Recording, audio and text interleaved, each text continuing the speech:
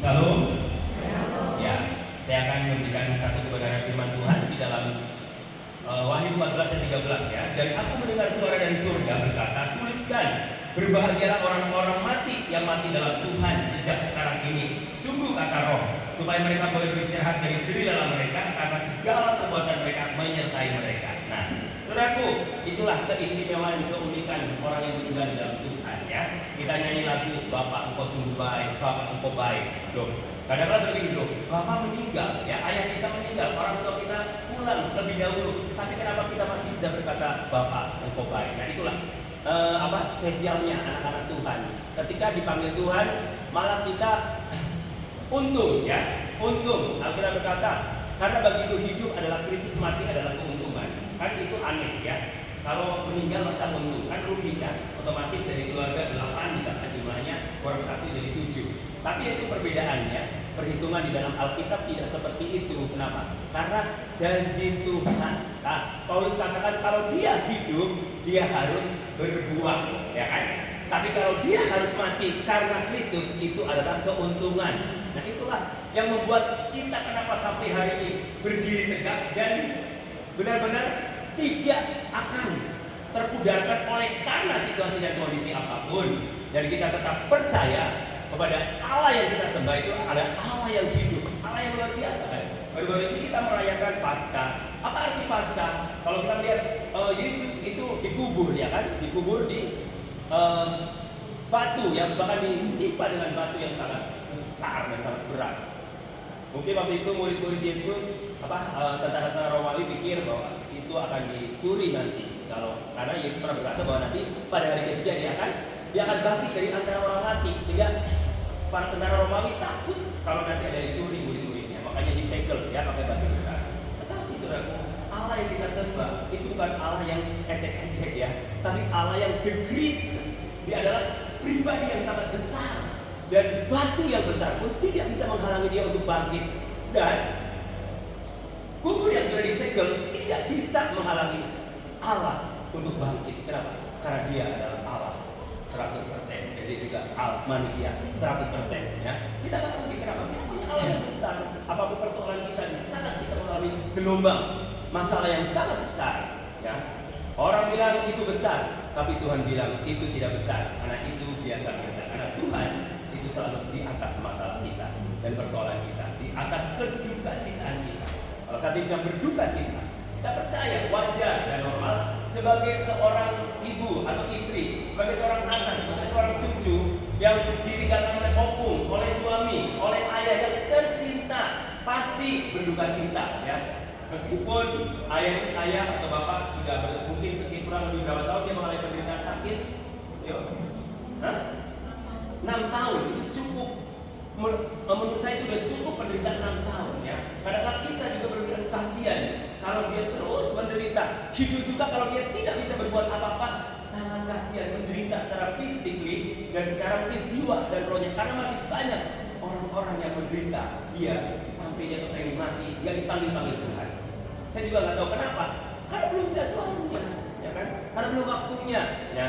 Kalau saudara pengen cepat umur panjang, jadilah orang tuli, ya kan? Kalau Tuhan panggil, katanya, karena nenek tanya, kenapa umurnya panjang? Pada waktu Tuhan panggil, aku nggak dengar, ya. Jadi nggak dengar karena tuli, ya kan? Tapi kenapa kita dipanggil Tuhan? Karena satu, tugasnya sudah selesai, ya. Itu aja, finish well. Dia setelah mengakhiri pertandingan dengan baik, menyelesaikan tugasnya, ya kan? Meskipun mungkin anak-anaknya belum semuanya menikah, ya kan? Berharap kan mungkin anak-anaknya yang sudah menikah baru pulang ke rumah bapak di surga. Itu keinginan kita. Tapi keinginan Tuhan itu berbeda. Kenapa? Karena Tuhan terlalu sayang buat almarhum, sehingga daripada beliau menderita kurang lebih 6 tahun dan ditambah lagi, lebih baik mungkin menurut Tuhan inilah finish well, inilah saatnya Tuhan menjemput dia untuk beristirahat dari jerih lelahnya, sehingga tidak minum obat lagi. Betapa menderitanya orang hidup ketergantungan obat seumur hidup. Betul nggak? Yang merasakan minum obat ketergantungan seumur harus minum obat, itu bukan hal yang gampang. Saya mau tanya sama ibu, betul nggak bu? Ibu ini udah nggak minum obat ya? Haleluya. Ibu ini harus minum obat luar biasa, ya kan? Nah istri saya juga dari jantung sudah harusnya minum obat seumur hidup, tapi dia tidak mau karena yakin udahlah, kalau sudah waktunya nanti Tuhan panggil ya Tuhan panggil ya, berarti tugasnya sudah selesai. Buktinya sudah harusnya mati ya kan waktu itu ya. Saya pada waktu masalah serangan jantung pergi 4 jam jam 4 pergi ke rumah sakit, perjalanan 6 baru ada dokter di rumah. Terus pergi ke rumah sakit setengah jam ke Didogali. Didogali ditolak, belum diperiksa udah ditolak. Bingung juga. Terus akhirnya pergi ke Hermina jadi setengah 7 perjalanan, sudah teriak-teriak. Tapi saya di perjalanan nyanyi, terima kasih Tuhan untuk kasih setiamu. Karena apa? Ketika kita menyembah Tuhan dan memuji Tuhan, ketika kita menyembah Tuhan, ada mujizat yang terjadi. Ya. Nah, pada waktu masuk ke Hermina, ternyata Tuhan kasih tempat yang luar biasa. Artinya bahwa pada waktu diperiksa serangan jantung tersumbat, akhirnya diantar ke rumah sakit Cisalang, direkomendasi. Kalau mungkin di rumah sakit ini ngantri jadwalnya ya.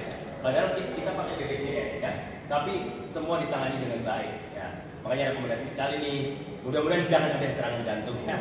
Mungkin ada teman-teman kita tiba-tiba kita nggak tahu, rekomendasi aja ke rumah sakit sana ya. Itu sangat bagus pelayanannya. Nanti kalau nggak sanggup dirujuk ke rumah sakit Cisalang Depok ya. Nah itu bagus. Nah, saya mau katakan bahwa mungkin secara manusia sudah waktunya, tapi menurut Tuhan belum. Kenapa? Karena tugasnya belum selesai ya. Saja. Kemudian berbahagialah orang-orang mati dalam Tuhan sejak sekarang ini, sungguh kata Roh, supaya mereka beroleh beristirahat ya. Ya kan?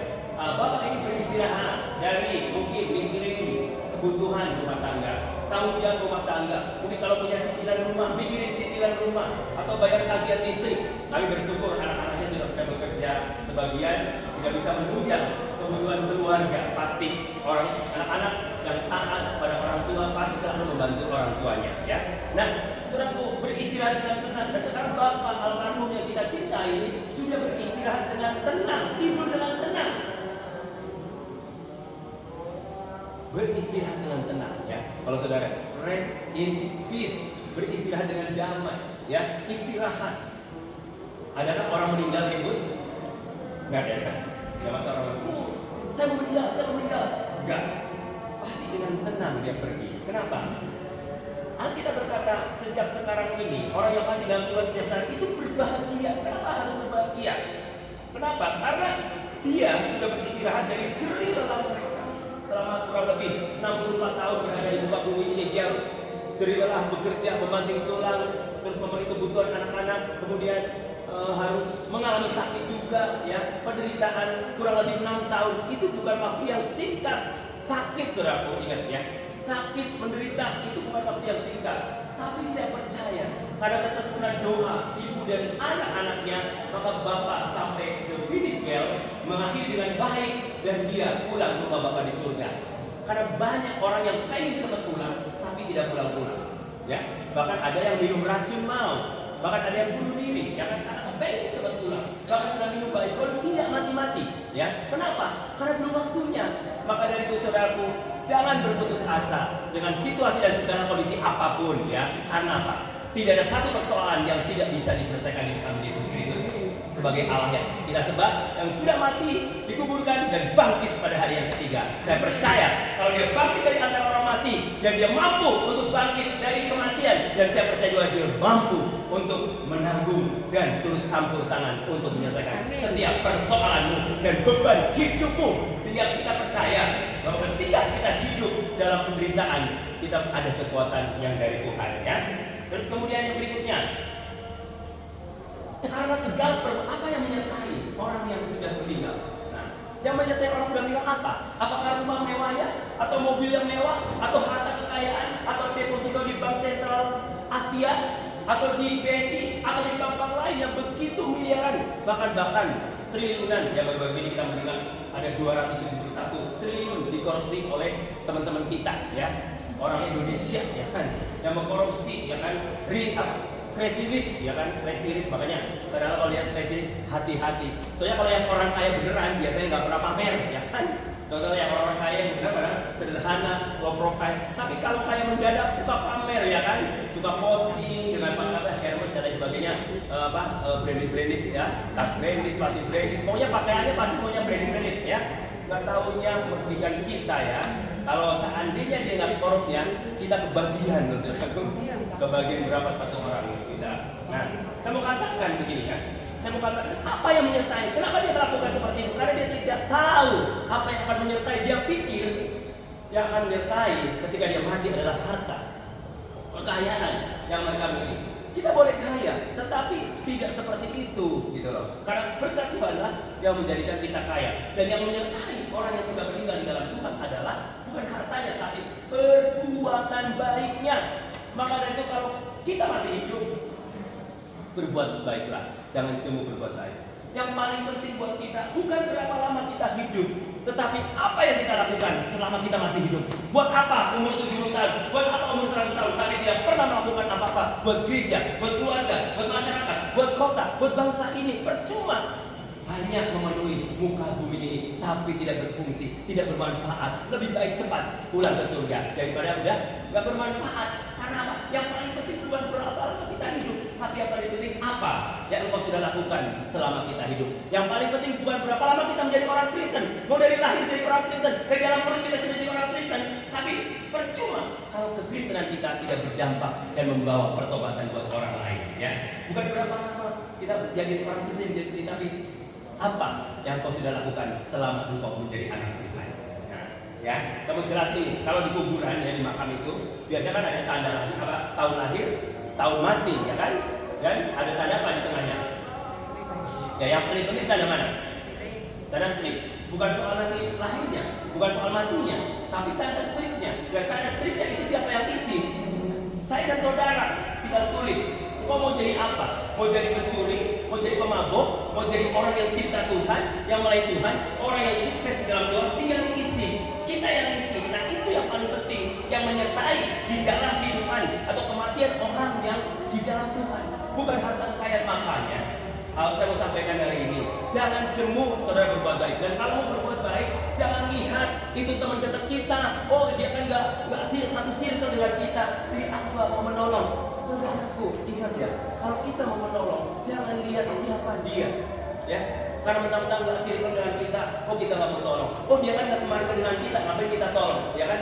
Tuhan tidak mengajarkan seperti itu. Tuhan mengajarkan kalau kita mau menolong, menolonglah kepada semua orang. Memang yang paling utama saudara kita seiman. Kenapa saudara kita seiman? Karena kita setiap hari ketemu, melihat, berjumpa. Sedangkan yang tidak seiman, kita jarang ketemu. Maka kita mau katakan, kalau berbuat baik, jangan lihat siapa yang akan kita tolong, ya. Mungkin ketika kita menolong, orang itu tidak say thank you kepada kita, itu enggak jadi soal. Karena kita menolong bukan ingin imbalan. Kalau kita ingin pujian, cukup pada waktu menolong. Terima kasih, oh kamu hebat, kamu baik, kamu luar biasa. Sudah upahnya sampai di situ. Tapi dari Tuhan tidak mendapatkan apa-apa. Mau pilih mana? Pujian dari manusia atau pujian dari Tuhan? Pasti dari Tuhan, karena baik dari Tuhan itu sifatnya abadi. Kalau dari manusia sementara. Karena kalau manusia ingin memuji kita, karena ada maunya, ya kan, supaya kita senang sama dia. Tidak, saudaraku. Mau katakan bahwa ketika orang yang meninggal di dalam Tuhan, keuntungannya dia sudah ceritakan. Dan apa yang menyertainya? Yaitu perbuatan baik. Maka jangan jemu berbuat baik, ya. Jangan jemu berbuat baik. Ya baru-baru ini saya baru berduka cita juga, ya. Ibu saya baru meninggal umur 99 tahun, ya. Sedih kalau udah 99 tahun, kasihan. Ibu saya itu bolak-balik, kapan ya saya pulang gitu. Yang lucu terakhir, pertemuan terakhir, ya, dia tiba-tiba minta duit ya sama saya. Minta duit, buat apa duit katanya? Ya buat beli jajan lah katanya gitu. Biasanya nggak pernah sama sekali minta duit. Akhirnya saya kasih 100.000 ya. Nih, saya foto. Kok cuma segini ya? Bingung. Katanya sudah pikun, tapi masih ingat duit, ya kan? Jadi rupanya ya, orang pikun itu kalau duit gak pikun, ya kan? Ibu saya SD aja nggak tamat ya, kelas 2 SD kalau nggak salah. Tapi kalau sama duit dia hafal semuanya. Perhitungannya paling jelimet ya. Dia dagang ya, waktu umur nasib dari muda sampai itu orang tua dia dagang sampai diwarisi karena anak-anak cucunya gitu lah. Hitung duitnya pintar ya, walaupun SD-nya lulus ya kan. Tapi saya bangga ya karena orang tua kita itu hebat, mau berjuang untuk anak-anaknya. Saya percaya almarhum Bapak Pardoman Sri Maniko juga adalah pribadi yang sangat berjuang karena saya tahu persis dari masa zaman Padang Gurun dan sekarang sudah di Taman Eden ya. Saya seorang bisa nganter Sama sering ada Mega, Vino kalau atau ada Meta kalau di sana. Kita lihat, wah dari dulu perjuangan di Cisuda, sekarang sudah itu satu perjuangan yang luar biasa dan Tuhan pasti selalu bawa naik dan tidak akan pernah. Anak-anak Tuhan, orang benar hidupnya pasti tidak akan meminta-minta. Amin. Haleluya. Penghiburan dari kami keluarga besar jaringan Sobat sampai di sini dan saya percaya bahwa Tuhan akan berikan penghiburan sejati buat keluarga yang ditinggalkan. Haleluya. Dari seluruh berkati. Mari kita berdoa. Bapak di dalam surga, terima kasih pada malam hari ini. Kami bersyukur karena kami boleh berada di tengah-tengah keluarga almarhum Bapak Pardomuan Sirigorigo yang telah dipanggil Tuhan pada usia 64 tahun. Itu sebuah berkat yang luar biasa kalau Bapak Sirigorigo boleh menikmati kehidupan di dunia ini selama kurang lebih 64 tahun bersama anak istri dan kami cucu. Kami percaya bahwa beliau sudah kembali ke pangkuan Bapa di surga dan saat ini dia tenang bersama Bapa dan beristirahat dari jerih lelahnya dan dia sudah terbebas dari rasa sakit penyakitnya dan saat ini dia sudah menikmati dan berjumpa dengan Bapa di surga. Terima kasih Tuhan Yesus, terima kasih Roh Kudus. Kami bersyukur untuk semuanya. Dan keluarga ini diberikan kekuatan dan penghiburan yang dari Tuhan untuk acara selanjutnya nanti sampai besok pemakaman, acara keluarga, acara adat semuanya Tuhan persiapkan dan pimpin langkahnya agar acara itu berjalan sesuai dengan kehendak Allah. Terima kasih Bapak. Kami akhiri doa penghiburan dalam nama Bapa, Anak dan Roh Kudus. Terpuji dan terkenal selama-lamanya. Haleluya. Yang percaya dan diberkati Tuhan sama-sama katakan amin.